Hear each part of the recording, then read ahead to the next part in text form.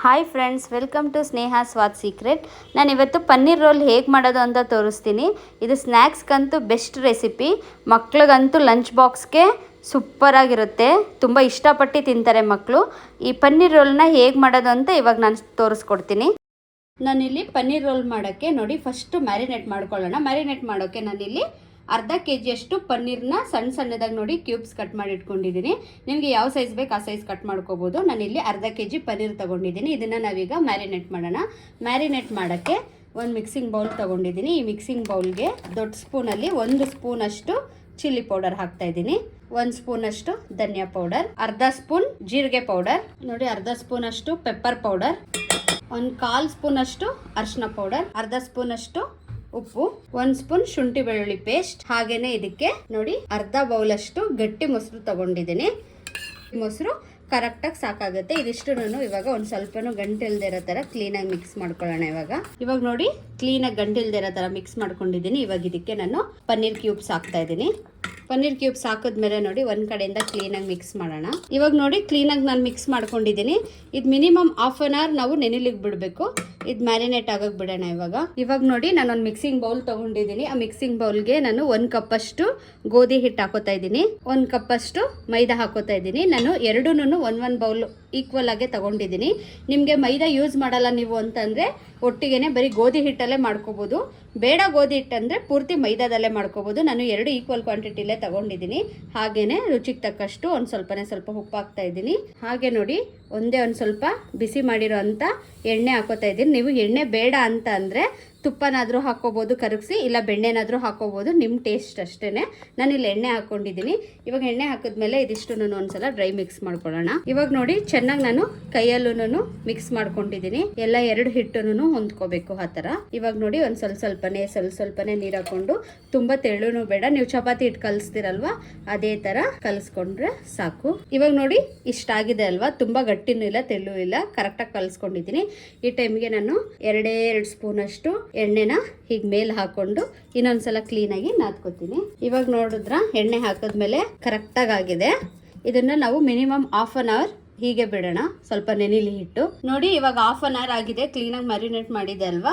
ಇವಾಗ ಹೇಗೆ ಮಾಡೋದಂತ ಸ್ಟಾರ್ಟ್ ಮಾಡೋಣ. ಮೊದಲಿಗೆ ಒಂದು ಪ್ಯಾನ್ ಇಟ್ಕೊಂಡಿದ್ದೀನಿ, ಒಂದು ಬಾಂಡ್ಲಿಗೆ. ಇವಾಗ ಕಾದ ತಕ್ಷಣನೇ ಸ್ವಲ್ಪ ತುಪ್ಪ ಹಾಕೋಬೇಕು.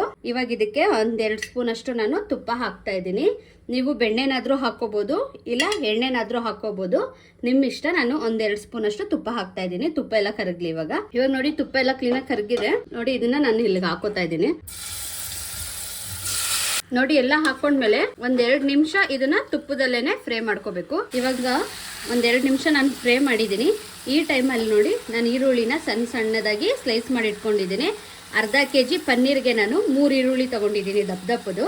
ಇವಾಗ ನೋಡಿ 2 ಈರುಳ್ಳಿ ಅಷ್ಟು, ಇದು 3 ಈರುಳ್ಳಿ ಇದೆಲ್ಲ, 3 ಈರುಳ್ಳಿಲಿ ನಾನು 2 ಈರುಳ್ಳಿ ಅಷ್ಟು ಮಾತ್ರ ಹಾಕ್ತಾ ಇದ್ದೀನಿ. ಇನ್ನು 1 ಈರುಳ್ಳಿ ಮಾತ್ರ ನಾನು ಹಾಗೆ ಇಟ್ಕೋತೀನಿ. ಇದು ಲಾಸ್ಟಲ್ಲಿ ಬೇಕು, ನಾನು ತೋರಿಸ್ತೀನಿ. ಇವಾಗ 2 ಈರುಳ್ಳಿ ಹಾಕಿದ್ಮೇಲೆ ಇದಕ್ಕೇನೆ ನಾನು ಏನು ಮಾಡ್ತಾ ಇದ್ದೀನಿ ಅಂದರೆ 2 ಕ್ಯಾಪ್ಸಿಕಮ್ನ ನೋಡಿ ಈ ಥರ ಸ್ಲೈಸ್ ಮಾಡಿ ಇಟ್ಕೊಂಡಿದ್ದೆ. ಈ 2 ಕ್ಯಾಪ್ಸಿಕಮ್ಮನ್ನು ನಾನು ಹಾಕ್ತಾ ಇದ್ದೀನಿ. ಹಾಕ್ಬಿಟ್ಟು ಚೆನ್ನಾಗಿ ಮಿಕ್ಸ್ ಮಾಡೋಣ. ಇವಾಗ ಅಂದರೆ ತುಂಬ ಪ್ರೆಸ್ ಮಾಡಿ ಮಿಕ್ಸ್ ಮಾಡಬೇಡಿ, ಪನ್ನೀರೆಲ್ಲ ಬ್ರೇಕ್ ಆಗಿಬಿಡುತ್ತೆ. ಮೆಲ್ಲನೆ ಮಿಕ್ಸ್ ಮಾಡಿ. ಇವಾಗ ನೋಡಿ ನಾನು ಕ್ಲೀನಾಗಿ ಮಿಕ್ಸ್ ಮಾಡಿದ್ದೀನಿ. ಮಿನಿಮಮ್ ಇದು 3 to 4 ಮಿನಿಟ್ಸ್ ಕುಕ್ ಆಗಲಿ. ಇವಾಗ ನೋಡಿ 4 ಮಿನಿಟ್ಸ್ ಇಂದ ಇದು ಕುಕ್ ಆಗ್ತಾ ಇದೆ. ಈ ಟೈಮಲ್ಲಿ ನಾನು 1 ಸ್ಪೂನ್ ಅಷ್ಟು ಟೊಮೆಟೊ ಸಾಸ್ ಹಾಕ್ತಾ ಇದ್ದೀನಿ. ಇದು ಆಪ್ಷನಲ್, ನಿಮಗೆ ಬೇಕಂದ್ರೆ ನೀವು ಹಾಕೋಬಹುದು ಸಾಸು, ಬೇಡ ಅಂತಾನೆ ನೀವು ಇದನ್ನ ಸ್ಕಿಪ್ ಮಾಡಿ. ಸಾಸ್ ಹಾಕಿದ್ಮೇಲೆ ನೋಡಿ ಒಂದ್ಸಲ ಚೆನ್ನಾಗಿ ಮಿಕ್ಸ್ ಮಾಡಿದ್ರೆ ಇದು ನಮ್ದು ಒಳಗಡೆ ರೋಲ್ದು ಸ್ಟಫಿಂಗ್ ರೆಡಿ ಆಯ್ತು. ಇವಾಗ ನೋಡಿ ಇದು ಆರೋವರೆಗೆ ನಾನು ಇವಾಗ ಸ್ಟವ್ ಆಫ್ ಮಾಡ್ತೀನಿ. ಇದು ಆರೋವರೆಗೆ ನಾನು ಚಪಾತಿ ಹೇಗೆ ಮಾಡ್ಕೊಳ್ಳೋದು ಅಂತ ನಾನು ನಿಮಗೆ ತೋರಿಸ್ತೀನಿ. ಇವಾಗ ನೋಡಿ ಹಾಫ್ ಆನ್ ಅವರ್ ಇಂದ ನೋಡಿ ಹಿಟ್ಟು ಚೆನ್ನಾಗಿ ನೆಂದು ಸಾಫ್ಟ್ ಆಗಿದೆ. ಈ ಟೈಮಲ್ಲಿ ನಾನು ಏನು ಮಾಡ್ತೀನಿ ಅಂತಂದರೆ ಚಪಾತಿ, ನೀವು ಒಂದು ಚಪಾತಿ ಮಾಡ್ತೀರಲ್ಲ ಅದೇ ಸೈಜ್ಗೆ ಅಷ್ಟೇ ಮೆಜರ್ಮೆಂಟಲ್ಲಿ ನೀವು ಸ್ವಲ್ಪ ಹಿಟ್ಟು ತಗೊಂಡು ನೋಡಿ ಈ ಥರ ಉಂಡೆ ಮಾಡ್ಕೊಳ್ಳಿ. ನೋಡಿ ಉಂಡೆ ತಗೊಂಡಿದ್ದೀನಿ. ಇವಾಗ ನಾನು ಇದನ್ನು ಹೇಗೆ ಪದ್ರ ಬರೋದು, ಚಪಾತಿ ಪರೋಟ ಥರ ಹೇಗೆ ಬರೋದು ಅಂತ ನಾನು ಒತ್ತಿ ತೋರಿಸ್ತೀನಿ ಇವಾಗ ನಿಮಗೆ. ಇವಾಗ ನೋಡಿ ನಾನು ಪರೋಟ ಥರನೇ ಪದ್ರ ಹೇಗೆ ಬರೋದು ಅಂತ ಅಂದ್ಬಿಟ್ಟು ನಿಮಗೆ ಲಟ್ಸ್ ತೋರಿಸ್ತೀನಿ. ಒಂದು ಸ್ವಲ್ಪ ಡ್ರೈ ಹಿಟ್ಟು ಹಾಕ್ಕೊಳ್ಳಿ.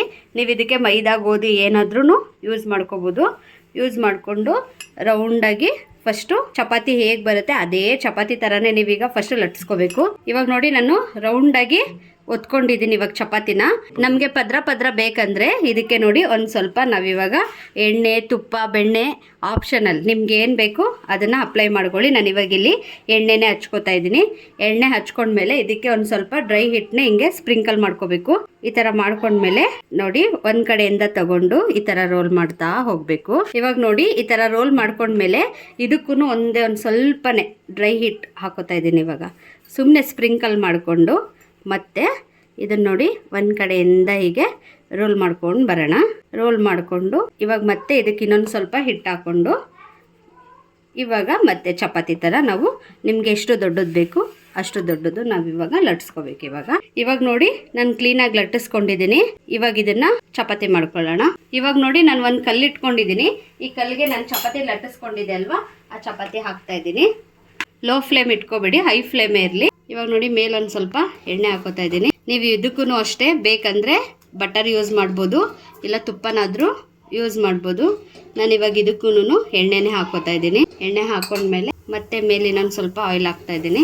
ಇವಾಗ ನೋಡಿ ಇದಾಗಿದೆ. ನಾನು ಇವಾಗ ಇದನ್ನು ತೆಗಿತೀನಿ. ನೋಡಿ ಎಷ್ಟು ಚೆನ್ನಾಗಿ ಬಂದಿದೆ ಅಂತ ಗೊತ್ತಾಗ್ತಾ ಇದೆಯಲ್ಲ. ಇವಾಗ ತೆಗೆದ್ಬಿಡ್ತೀನಿ. ಇದು ಹಾಗೇನೆ ಚಪಾತಿಗಳೆಲ್ಲ ನಾನು ಮಾಡ್ಕೋತೀನಿ. ಇವಾಗ ನೋಡಿ ನಾನು ಕ್ಲೀನಾಗಿ ಮಾಡಿಟ್ಕೊಂಡಿದ್ದೀನಿ. ಇದು ಸ್ವಲ್ಪ ಆರಬೇಕು, ಬಿಸಿಲೇ ಹಾಕಬೇಡಿ. ಇವಾಗ ನಾನು ಹೇಗೆ ರೋಲ್ ಮಾಡೋದಂತ ನಾನು ನಿಮಗೆ ತೋರಿಸ್ಕೊಡ್ತೀನಿ. ಇವಾಗ ನೋಡಿ ಒಂದು ಸ್ವಲ್ಪ ನಾನು ಮಯೋನೈಸ್ ತೊಗೊಂಡಿದ್ದೀನಿ. ಕ್ಲೀನಾಗಿ ಎಲ್ಲ ಕಡೆ ಸ್ಪ್ರೆಡ್ ಮಾಡೋಣ. ನೋಡಿ ಸ್ಪ್ರೆಡ್ ಮಾಡಿದ್ದೀನಿ. ಇದಕ್ಕೆ ನಾನು ಒಂದು ಸ್ವಲ್ಪ ಟೊಮೆಟೊ ಕೆಚಪ್ ಹಾಕ್ತಾ ಇದ್ದೀನಿ.